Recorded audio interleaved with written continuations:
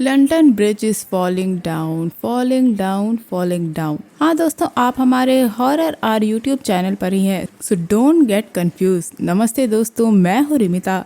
ये पोयम आप में से बहुत लोगों ने बचपन से सुनी होगी और आजकल के बच्चों को भी ये पोयम काफी पसंद है। और आज जो मूवी मैं आप सबको एक्सप्लेन करूंगी उसका इससे कोई लेना देना तो नहीं है, लेकिन गाइस, आप लोग नहीं जानते होंगे कि कुछ फिलोसफर्स का ये मानना है कि बच्चों की पोयम का कुछ कनेक्शन डेथ, मर्डर्स और काफी दर्दनाक पनिशमेंट से है। और हमारी आज की मूवी का प्लॉट भी मर्डर्स के आसपास ही घूमता है और इसी का रेफरेंस आज की हमारी मूवी यानी the haunting of Queen Mary में आपको मिलेगा। दोस्तों, हॉन्टिंग ऑफ क्वीन मैरी की कहानी रियल स्टोरी से अडेप्टेड है और ये मूवी इसी साल 2023 में रिलीज हुई है। रिटायर्ड आरएमएस क्वीन मैरी को दुनिया के सबसे हॉन्टेड प्लेसेस में से एक माना जाता है। दोस्तों, ये एक असली शिप है जो कि आज भी एक अमेरिका की समुद्री तट पे खड़ी हुई है। वीडियो के एंड में हम इसी मूवी की सच्ची कहानी पे बात करेंगे और मैं आपको कुछ ऐसे दृश्य दिखाऊंगी जिसे देखकर आप भी चौंक जाएंगे। और एंड में हम क्वीन मैरी शिप के सबसे हॉन्टेड रूम के बारे में भी बात करेंगे। So without wasting any time, let's get into the horror coaster ride of this movie.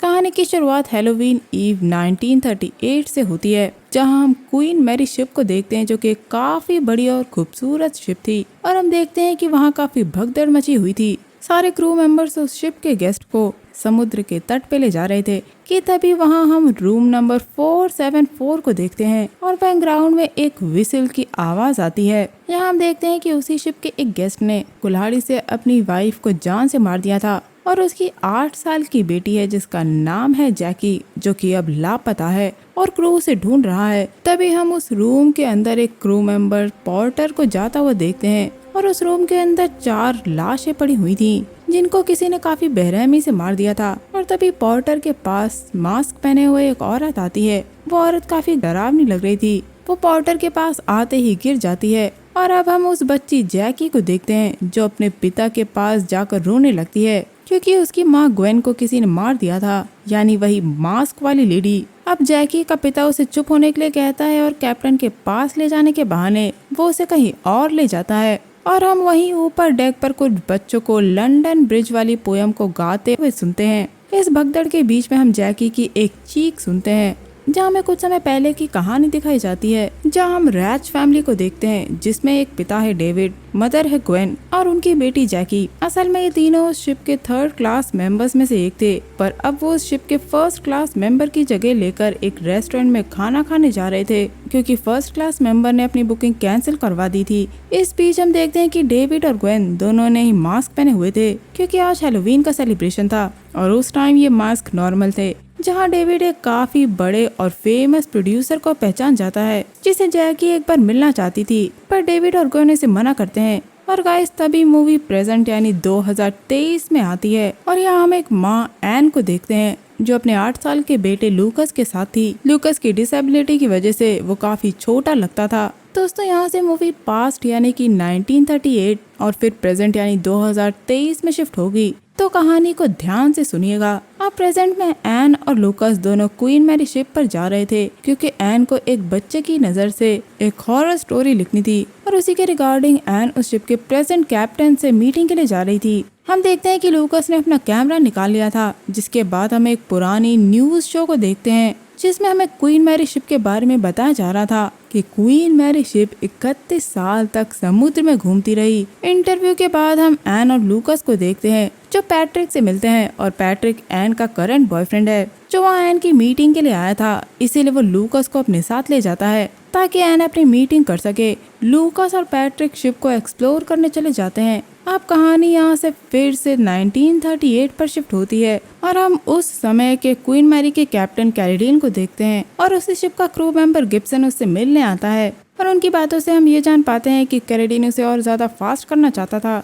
इसके बाद हम लूकस और पैट्रिक को देखते हैं जो कि शिप को एक्सप्लोर कर रहे थे, पर लूकस अपनी डिसेबिलिटी की वजह से जल्दी चल नहीं पा रहा था और वो पैट्रिक से काफी पीछे छूट जाता है। तभी लूकस के सामने एक एलिवेटर आकर ओपन हो जाता है और जब वो उसके अंदर जाता है तो वहाँ टैरो कार्ड का फॉर्चून कार्ड पड़ा था और हम देखते हैं कि वो लिफ्ट अपने आप स्टार्ट होकर शिप के बेसमेंट में चली जाती है। यहाँ मैन को देखते हैं जो वहाँ के नए कैप्टन बिटनर से मिलती है और तभी उसका फोन गिर जाता है जिससे उसकी स्क्रीन टूट जाती है। वहीं पे इस इवेंट में हम लूकस को देखते हैं जो काफी डरा हुआ था और उसे वहाँ कई लोगों के चिल्लाने की आवाज सुनाई दे रही थी, पर उसके पास कोई ऑप्शन नहीं था, इसीलिए वो आगे बढ़ जाता है और एक येलो कलर के डोर वाले रूम में चला जाता है। और दोस्तों यहाँ हम सरप्राइजिंगली लूकस के पीछे ग्वेन को देखते हैं जो लूकस के अंदर जाते ही उस दरवाजे को अपने आप बंद कर देती है। और अब हम 1938 में आकर देखते हैं जहाँ गिब्सन गैरीडीन को बताता है कि उन्हें शिप की स्पीड कम करनी होगी क्योंकि उनका बॉयलर रूम काफी गर्म हो गया था। और गाइस ये वही रूम था जहाँ लूकस अंदर गया था और रूम के गर्म होने की वजह से उनके पाइप में पड़ा ऑयल काफी ज्यादा कंज्यूम हो रहा था और अगर उन्होंने शिप नहीं रोकी तो उनके ऊपर और भी ज्यादा बड़ी मुसीबत आ सकती है। गार्डियन शिप को रोकना नहीं चाहता था और इसी के साथ वो गिब्सन को चेतावनी देता है कि उसे बिना पूछे वो शिप की स्पीड कंट्रोल नहीं कर सकता। कहानी प्रेजेंट में आती है जब लूकस एक और रूम में जाता है और वहाँ उसे जैकी मिलती है जिसकी लूकस फोटो खींचता है, लेकिन तभी पैरों की कदमों की आवाज सुनकर वो वहाँ से भाग जाती है और इसी के साथ कुछ बेल की आवाज सुनाई देती है। जैकी के जाने के बाद लूकस आगे जाता है। हम देखते हैं कि वो हर चीज की फोटो खींच रहा था जो भी रास्ते में उसे मिल रही थी। वहीं अब एन बिटनर को बताती है कि वो एक डिजिटल मार्केटर है और अपने बेटे के कहने पे वो एक बुक लिखना चाहती है क्योंकि उसके बेटे को एक दिन सपना आया था कि वो क्वीन मैरी पे है। इसीलिए इस वियर्ड ड्रीम से एन को ये आइडिया आया कि वो क्वीन मैरी पे एक बच्चे के पर्सपेक्टिव से बुक लिखेगी जिसमें वो कुछ हॉरर स्टोरीज ऐड करेगी क्योंकि क्वीन मैरी पहले से एक हॉन्टेड शिप है। इसीलिए वो अपने बुक के थ्रू इन सभी पैरानॉर्मल एक्टिविटीज को झूठा साबित करना चाहती है, लेकिन बिटनर को इसमें ज्यादा इंटरेस्ट नहीं था। वहीं बेसमेंट में हम लूकस को एक स्विमिंग पूल के पास देखते हैं कि तभी उसे फिर से कदमों की आवाज सुनाई देती है और वो इंसान अब लूकस के सामने था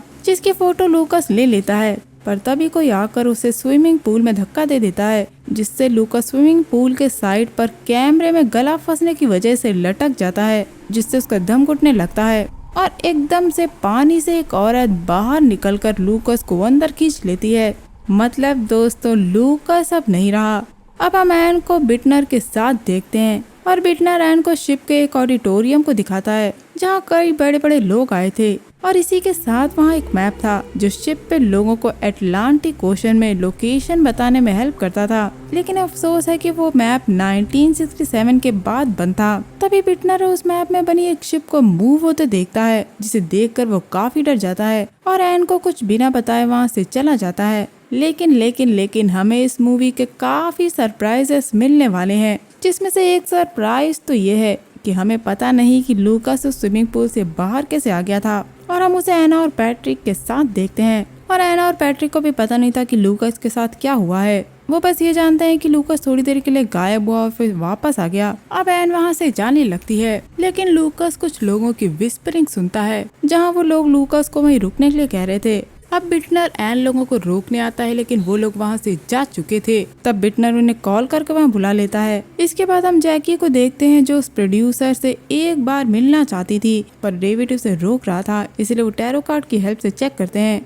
जिसमें फॉर्चून का कार्ड निकलता है जिसे हमने थोड़ी देर पहले लूकास के हाथ में लिफ्ट में देखा था। इस कार्ड को देखकर जैकी हिम्मत करके उस प्रोड्यूसर के पास जाती है, लेकिन वो जैकी को काफी लाइटली लेता है। तभी फिर से डेविड आता है जो उस प्रोड्यूसर से काफी रिक्वेस्ट करता है, लेकिन वो प्रोड्यूसर नहीं मानता और अब डेविड के लिए मुसीबत और बढ़ जाती है क्योंकि जिसके नाम पर वो लोग फर्स्ट क्लास में आए थे अब वो अपनी फैमिली के साथ रेस्टोरेंट में आ जाता है, जिस वजह से डेविड और क्रू मेंबर्स के बीच में काफी बहस हो जाती है। और इसी बीच डेविड का मास्क उतर जाता है और हम उसका काफी खराब चेहरा देखते हैं। अब डेविड को वहाँ से जाना पड़ता है, लेकिन ग्वेन उसे संभालती है।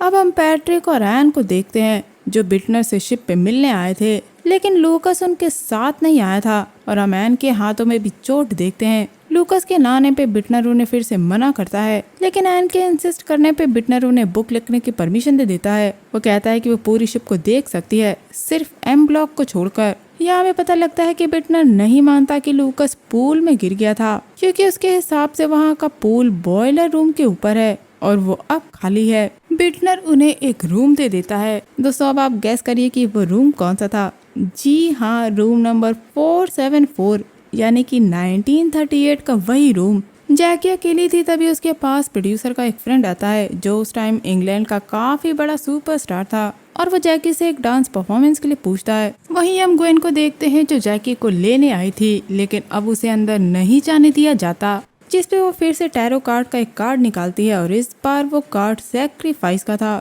वहीं प्रेजेंट पे हम एन और पैट्रिक को उस रूम के अंदर जाता देखते हैं। या इनकी बातों से हम ये समझ पाते हैं कि पैट्रिक को ये सब बिल्कुल पसंद नहीं था और ये सब वो एन और लूकस के लिए कर रहा था। यहाँ हम कुछ समय पहले का फ्लैशबैक देखते हैं जो एन के घर का था। जब वो शिप पे वापस आने के लिए लूकस को उसके रूम में लेने जाती है तो वो लूकस को कमरे की खिड़की से भागता देखती है और लूकस कहता है कि उसे शिप पर वापस जाना है क्योंकि वो उसे बुला रहे हैं। और यहाँ हम समझ गए थे कि वो लूकस नहीं था और तभी लूकस एन के हाथ पर खिड़की मार देता है। इधर पास्ट में हम जैकी और उस स्टार को डांस करते हुए देखते हैं और हम कैप्टन कैरेडीन को देखते हैं जो अभी भी बॉयलर रूम के बाहर था क्योंकि वहाँ का टेम्परेचर और भी ज्यादा बढ़ चुका था जिनका असर वहाँ के पाइप्स पे पड़ रहा था। लेकिन अभी भी कैरेडीन उस शिप को रोकना नहीं चाहता था, बल्कि वो ऊपर बने स्विमिंग पूल के पानी को उन पाइप्स पे डलवाने के लिए तैयार था ताकि टेम्परेचर नॉर्मल हो जाए। लेकिन तभी वहाँ की एक पाइप में लीकेज हो जाती है जिससे क्रू मेंबर पूरा जल जाता है और यही चीज स्विमिंग पूल पे खड़ा डेविड भी महसूस करता है। अब मूवी यहाँ से प्रेजेंट में आती है और हम एन को देखते हैं जो सो रही थी कि तभी उसे स्टैटिक नॉइज आने लगती है जिसमें एक लेडी अपने बच्चे को ढूंढ रही थी। और जब एन अपने फोन को चेक करती है तो उसकी टूटी स्क्रीन से उसे एक हाथ बाहर निकलता दिखता है जो उसका गला दबाने लगता है, जिससे एन काफी मुश्किल से खुद को बचाती है। और जब पैट्रिक आता है तो एन पैट्रिक को बिल्कुल ग्वेन की तरह ये बोलती है कि वो उसे ढूंढने जाएंगे और ये काफी डरावना था। लेकिन हमें अभी और भी डरावने दृश्य देखने को मिलने वाले हैं, तो मेरे साथ इस वीडियो में बने रहिए क्योंकि अभी कई राज खुलेंगे जिसकी आपने कभी कल्पना नहीं की होगी। इसके बाद हम वापस पास्ट में जाते हैं जहां जैकी का डांस परफॉर्मेंस एंड होता है जो कि लोगों को काफी पसंद आता है और वो प्रोड्यूसर भी जैकी से पहले के लिए माफी मांगता है और उसके पेरेंट्स से मिलने के लिए कहता है। अगले सीन में हम डेविड को देखते हैं जो पूल के पास खड़ा था और तभी हम डेविड के सामने एक आयरन प्लेट में से गुर्राने की आवाज सुनते हैं और ऐसा लगता है जैसे आयरन शीट से कुछ निकला है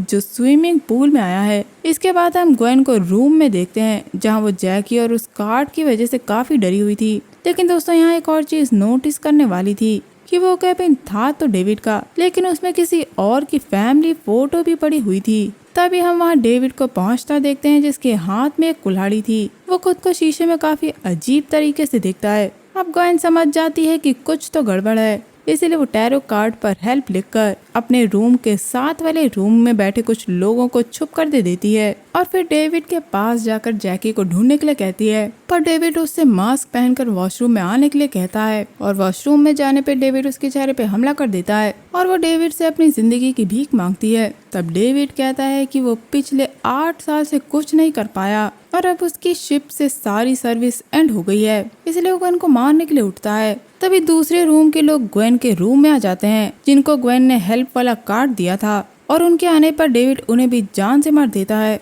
और फिर ग्वेन की तरफ बढ़ता है और उसे 3-4 बार कुल्हाड़ी से मारकर उसे जान से मार देता है, जिसके बाद वो वहाँ से चला जाता है। दोस्तों डेविड गुस्से में आकर और रिवेंज के लिए लोगों को मार रहा था और जो फोटोस रूम में रखी थी वो उसे देखकर मायूस हो जाता है। और दोस्तों ये मूवी का वही स्टार्टिंग सीन है जब हमने रूम नंबर 474 में कुछ लोगों की डेड बॉडीज और मास्क वाली लेडी को देखा था। कहानी वापस प्रेजेंट में आती है जहाँ बिटनर के पास टॉरस यानी उस क्वीन मैरी शिप के असली कैप्टन का कॉल आता है। वो शिप को बेचना चाहता था क्योंकि उन्हें काफी लॉस हो रहा था, लेकिन बिटनर टॉरस से कुछ टाइम मांगता है क्योंकि उस शिप से कुछ गायब था। दोस्तों यहाँ एक और राज खुलता है कि बिटनर जो उस शिप का कैप्टन बना हुआ था वो बस वहाँ का एक सिक्योरिटी गार्ड था जिसे कैप्टन टॉरस ने अपॉइंट किया था। एंड दोस्तों एक और इम्पोर्टेंट चीज, बिटनर यहाँ किसी चीज की नहीं किसी और की ही बात कर रहा था और आप शायद समझ गए होंगे, अगर नहीं तो वीडियो को एंड तक देखते रहिए। अब हम एन को पैट्रिक के साथ बैठा हुआ देखते हैं।